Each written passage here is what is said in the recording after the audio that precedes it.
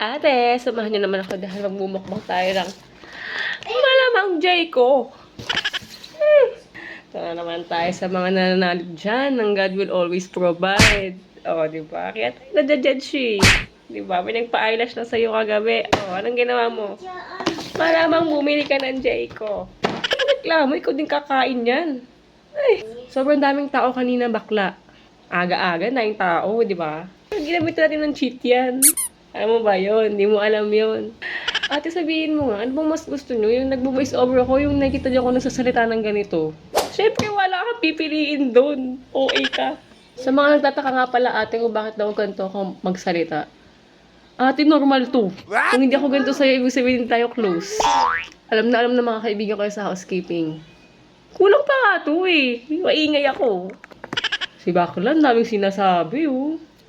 Bumukbang pero ang daming sinasabi. Huwag na. Okay. Mamaya ate, papakita ko sa inyo yung clip doon sa may SM Marilao.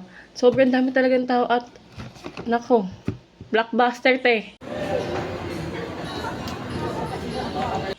Hindi mo kakayanin yung pila. Ito talaga yung pinunta ko doon eh. Oo. Ay kapon. Favorite ko yan eh. Pa yun. Thank you pala kay Chloe dahil sa'yo bumili ako neto. Diba? Hindi ka nagpa-eyelash. Siyempre hindi tayo bibili. Mila. Si bakla kaya ka sasabihan ng may pera kahit wala eh. Diba? Sabihin makakabili ng Jayco pero wala ka pambayad sa ganito. Ay! Alam mo bakla na-tsempo talagang pag-uwi namin ng Marilao. Oo.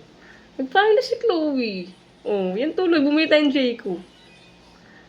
Si bakla, one day millionaire, magkaroon ng konti, anong gagawin? Gastahin agad, syempre. Kidding aside. Hindi bakla, syempre 600 lang to, di ba sa 2 dosena na? Sino tatanggi dyan? Wala. Huwag mo pansinin yung tuhod ko, sanay ako ganyan kumain. Hindi naman tayo foreigner eh. Pinoy ito, te.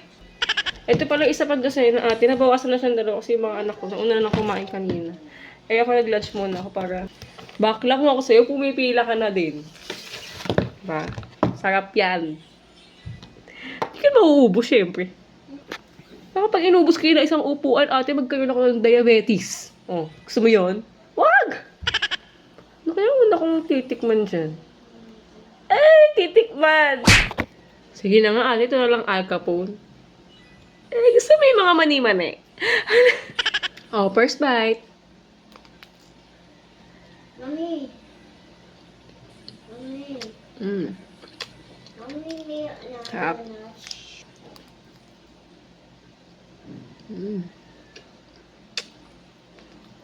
Next na agad. Ito naman tiramisu. Favorite ko rin to eh. Kasi may lumalabas dyan color white. Gusto mo yun? Lumalabas. Charis.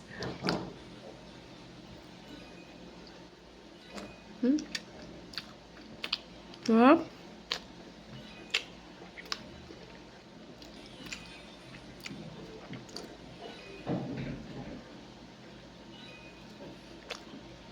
Ay. Eme lang.